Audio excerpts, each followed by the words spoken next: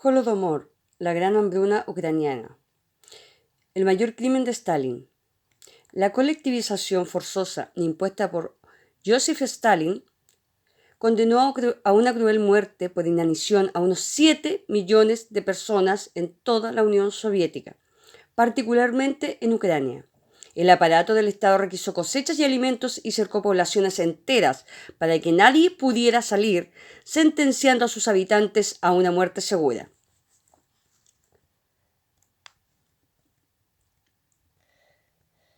En la foto, varios niños sin hogar duermen en la calle en 1933, durante Holodomor, una de las mayores catástrofes humanitarias del siglo XX.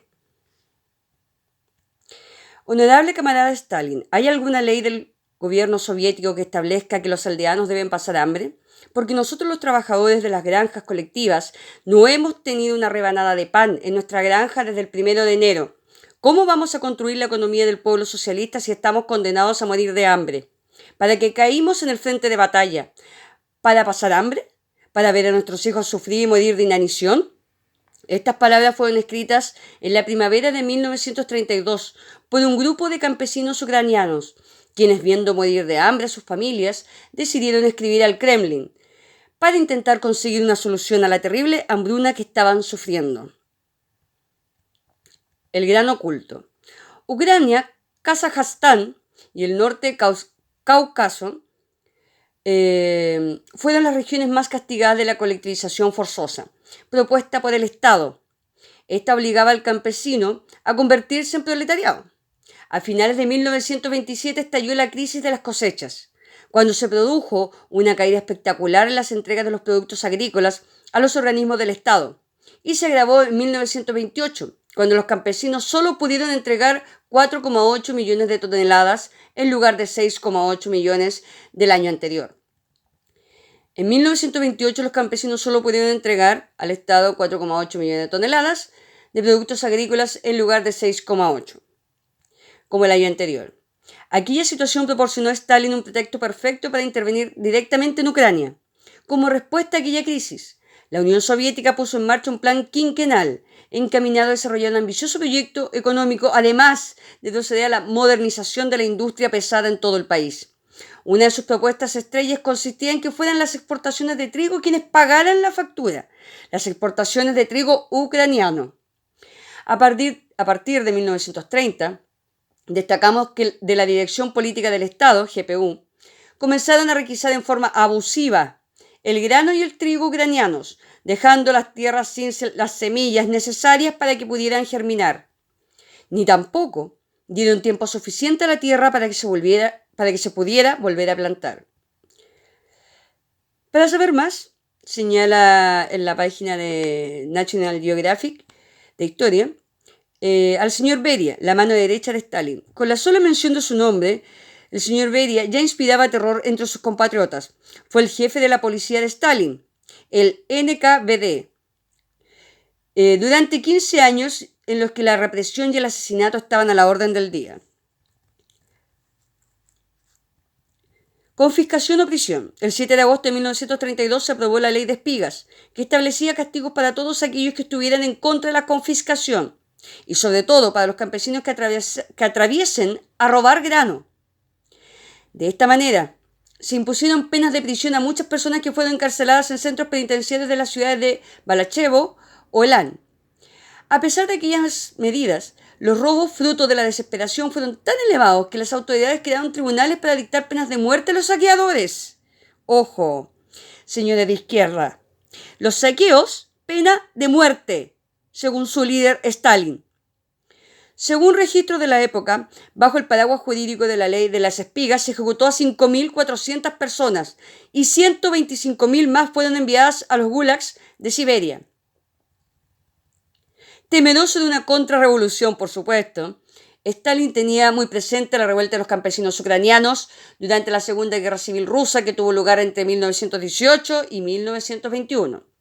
Conocedor de la hambruna que sufría el país a comienzos de los años 30, en 1932 tomó la decisión de endurecer las condiciones en Ucrania, bloqueando las fronteras del país para que la gente no pudiera salir y creando unas brigadas que iban de casa en casa confiscando la comida de los campesinos.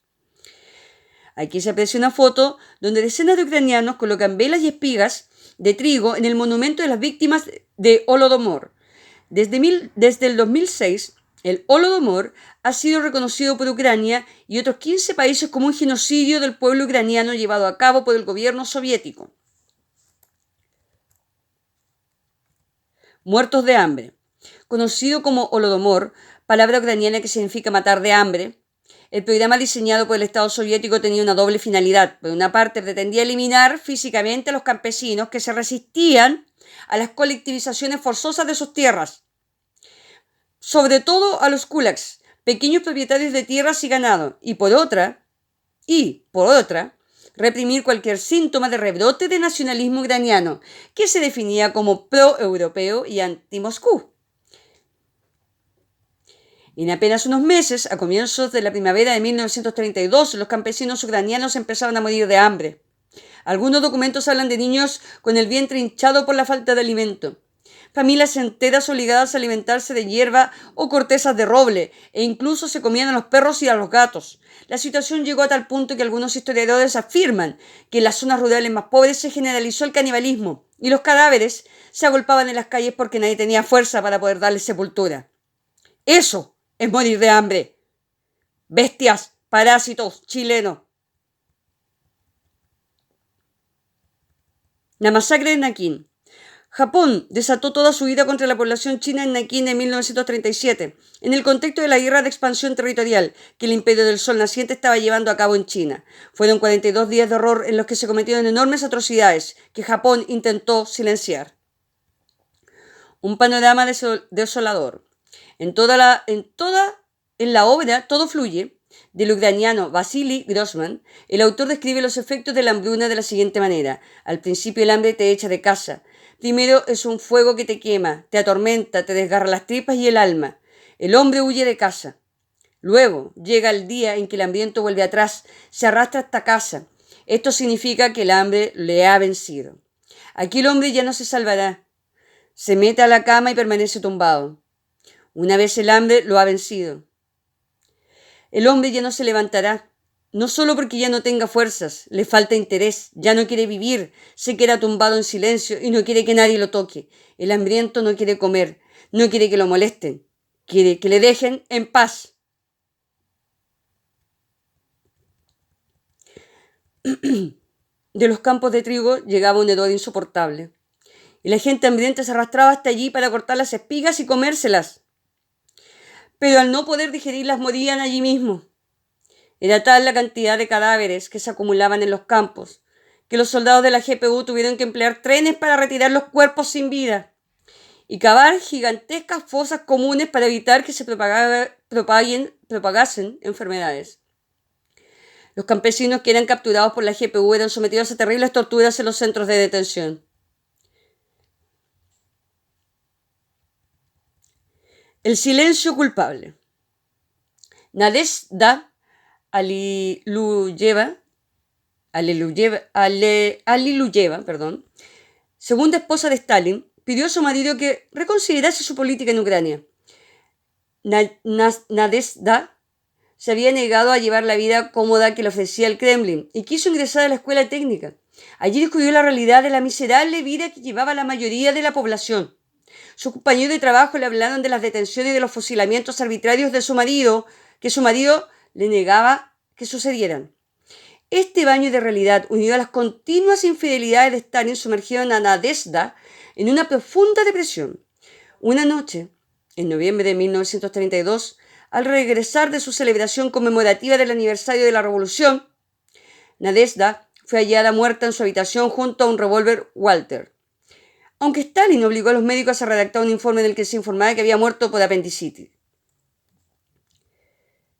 El Holodomor fue silenciado en muchos países gracias al eficiente aparato de propaganda del Comintern Internacional Comunista, que logró desviar la atención del problema y vender una buena imagen de la URSS a nivel internacional.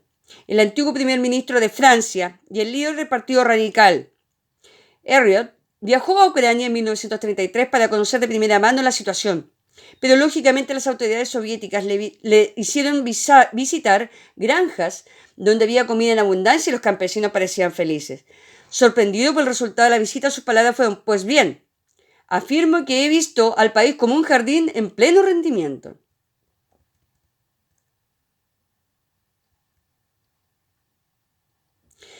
Pol Pot, el genocida camboyano. Pol Pot, a la cabeza de los Jemeres Rojos, acabó con la vida de un tercio de la población de Camboya. Tras un terrorífico genocidio, hizo retroceder al país hasta la edad de piedra, quemando bibliotecas, prohibiendo medicinas y asesinando a todo aquel que usara gafas. Tragedia silenciada. Gran Bretaña, Estados Unidos y la Sociedad de las Naciones adoptaron la misma postura que Francia. Tan solo unos periodistas italianos presentes en Kharkov, Odessa o Novorossiysk quisieron denunciar lo ocurrido, aunque no pudieron informar de los hechos debido a que la Italia fascista de Benito Mussolini, que en aquellos instantes estaba intentando normalizar sus relaciones diplomáticas con la URSS, le prohibió hacerlo. A inicios de 1934, el Holodomor finalizó en toda Ucrania, Kazajstán y el norte del Cáucaso. El resultado fue que alrededor de 7 millones de personas murieron de inanición y hasta un total de 40 millones de personas en toda la Unión Soviética se vieron afectadas por la hambruna. Para muchos historiadores, el Holodomor, que tuvo lugar entre 1932 y 1934, fue el mayor crimen cometido en la época de Stalin y de toda la historia de la Unión Soviética, constituyendo una de las mayores tragedias humanitarias del siglo XX.